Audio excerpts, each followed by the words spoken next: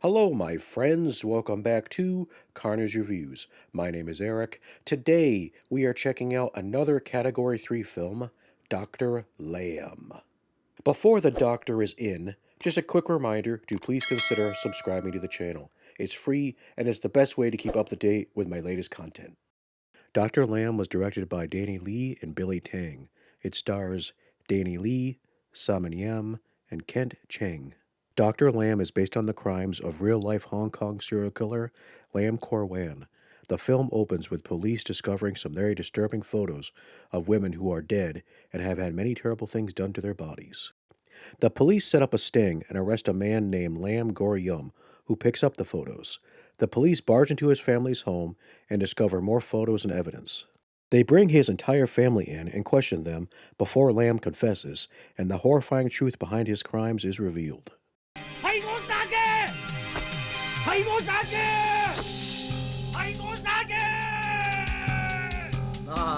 認咗啦。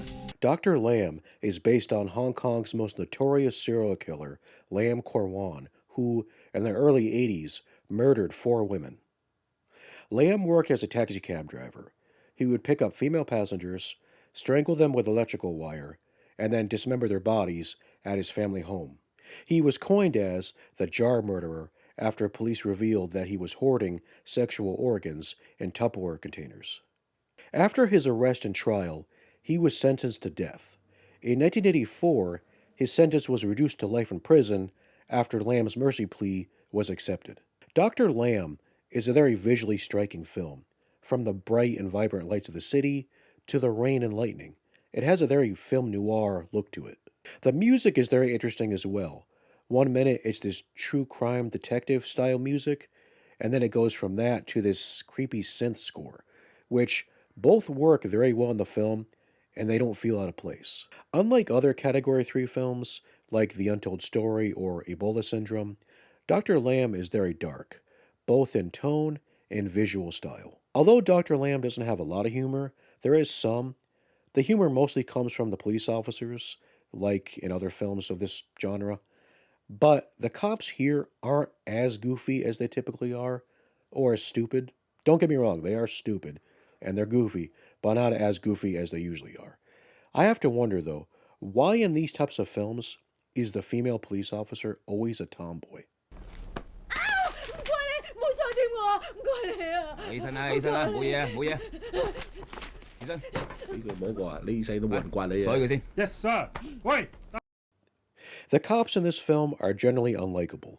They beat the absolute shit out of Lamb, and even his family, trying to get a confession out of him.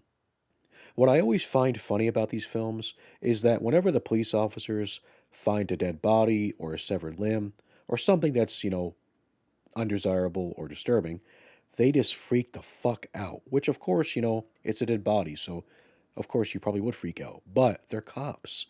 Shouldn't they act a bit more professional and maybe not as childlike? I'm guessing this stems from the way China perhaps views their police officers. I'm not sure, to be honest with you, but I'm assuming that's the case. Dr. Lamb is a bit slow at first. It takes a little bit of time before we get to the nasty stuff. In terms of gore, it is gory, but I wouldn't say it's as gory as The Untold Story or Ebola Syndrome. In terms of depravity, Dr. Lamb delivers. This film will make you feel icky, and it will make you question why humans even exist, especially after the climax of the film, which it's a climax in more ways than one, if you know what I'm saying.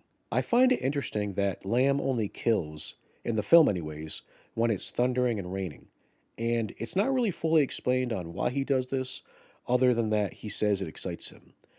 At the beginning of the film, we see him as a child, and he gets punished by his stepmother after he peeps on her and his father having sex.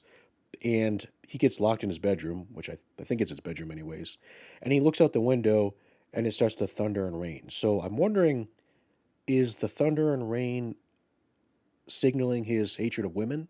Is that where it all stems from? I'm not sure. And also, for some reason, and I don't know, I looked into a little bit of the real-life killer. I'm not sure if this happened too, but for some reason, in this film, Lamb howls, and does all kind of weird stuff. Like he howls like a wolf, and I don't really know why he's doing that, but he does it. So I'm assuming maybe the real life killer did that too. I have no idea.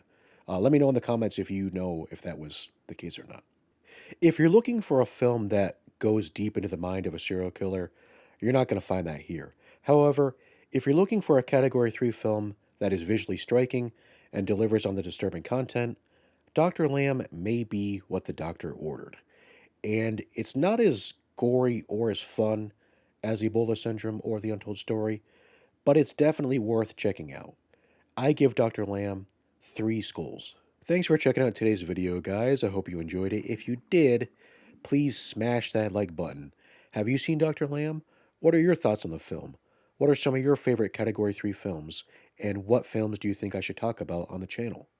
Well, that's it for me, my friends. Remember, if you're in a taxi or an Uber or a Lyft or whatever the hell you're in, and you see a random bottle of water just sitting on the floor, don't just pick it up and start drinking it. Take care, guys. Bye-bye.